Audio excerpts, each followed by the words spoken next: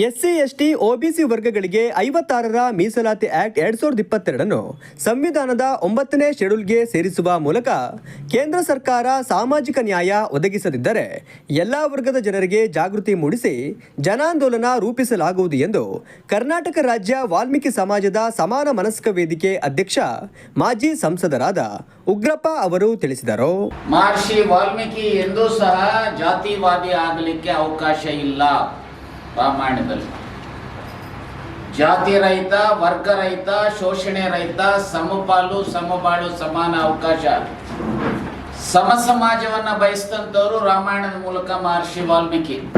ಅದಕ್ಕೆ ಗಾಂಧೀಜಿಯವರು ರಾಮರಾಜ್ಯ ಅಂತ ಹೇಳಿ ಕರೆದಿದ್ದು. ಸುದ್ದಿಗೋಷ್ಠಿಯಲ್ಲಿ ಮಾತನಾಡಿದ ಅವರು, ಮೀಸಲಾತಿ ಆಕ್ಟ್ 2022 ಸಂವಿಧಾನದ 9ನೇ ಶೆಡ್ಯೂಲ್ಗೆ ಸೇರಿಸಲು ಕೆಲವು ಪಟ್ಟಭದ್ರ ಹಿತಾಸಕ್ತಿಗಳು ನ್ಯಾಯಾಲಯದ ಮೂಲಕ ತಡೆಯಾಜ್ಞೆ ತಂದಿದ್ದು, ರಾಜ್ಯ ಸರ್ಕಾರ ಕೂಡಲೇ ತಜ್ಞ ಹಿರಿಯ ವಕೀಲರನ್ನ ನಿಯೋಜಿಸಿ ತೆರವುಗೊಳಿಸಲು ಅಗತ್ಯ ಕ್ರಮ ಕೈಗೊಳ್ಳಬೇಕೆಂದು ಒತ್ತಾಯಿಸಿದ್ದಾರೆ.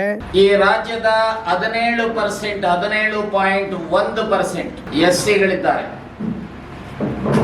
ಸುಮಾರು 7% ಎಸ್ಟಿಗಳಿದ್ದಾರೆ, 32%ಗೂ ಹೆಚ್ಚು ಹಿಂದುಳಿದವರಿದ್ದಾರೆ. ಸಂವಿಧಾನದ ಆರ್ಟಿಕಲ್ 341 ಯಾರು ಸಾಮಾಜಿಕವಾಗಿ ಶೈಕ್ಷಣಿಕವಾಗಿ ಹಿಂದುಳಿದಿದ್ದಾರೆ, ಯಾರು ಅನ್ಟಚಬಲ್ ಇದ್ದಾರೆ ಅವರು ಎಸ್ಸಿ. 1950ರಲ್ಲಿ ಕೇವಲ 7 ಜಾತಿಗಳು ಎಸ್ಸಿ ಆಗಿದ್ದು, ಈಗ ನಮ್ಮ ರಾಜ್ಯದಲ್ಲಿ ಸುಮಾರು 101 ಜಾತಿಗಳು ಎಸ್ಸಿ ಆಗಿದ್ದಾವೆ. ರಲ್ಲಿ ಎಸ್ಟಿಗಳು 6 ಜಾತಿಗಳಿತ್ತು, ಲೆಸ್ ದೆನ್ 1%, 0.8% ಪಾಪ್ಯುಲೇಷನ್ ಇತ್ತು. ಈಗ ಎಸ್ಟಿಗಳು 7% ಆಗಿದ್ದಾರೆ. 2011ರ ಸೆನ್ಸಸ್ ಪ್ರಕಾರ ಎಸ್ಸಿಗಳು ಸುಮಾರು 1,25,00,000 ಜನ ಇದ್ದಾರೆ, ಎಸ್ಟಿಗಳು 50 ಲಕ್ಷ ಜನ ಇದ್ದಾರೆ. 1,25,00,000 ಜನ ಇದ್ದಾರೆ. ಒಟ್ಟು 3.5 ಲಕ್ಷಕ್ಕೂ ಹೆಚ್ಚು ಎಸ್ಸಿ ಅಂಡ್ ಎಸ್ಟಿಗಳಿವೆ. ಒಬಿಸಿಗಳು ಸಾಕಷ್ಟು ಇದ್ದಾರೆ. ಸಮಾಜದ ಮುಖ್ಯ ವಾಹಿನಿಗೆ ತರಬೇಕು ಅಂತ ಹೇಳಿ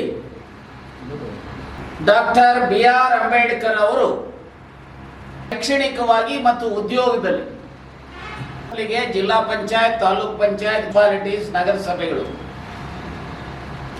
ಇವೆಲ್ಲದರಲ್ಲೂ ಸಹ ಜನಸಂಖ್ಯೆಗೆ ಅನುಗುಣವಾಗಿ ಮೀಸಲಾತಿಯನ್ನ ಎಸ್ಸಿ ಅಂಡ್ ಎಸ್ಟಿಗೆ ಕೊಟ್ಟಿದ್ದಾರೆ. ನಾಗಲಕ್ಷ್ಮಿ, ರಾಜಪ್ಪ, ನರಸಿಂಹಯ್ಯ, ಕೃಷ್ಣಪ್ಪ ಉಪಸ್ಥಿತರಿದ್ದರು.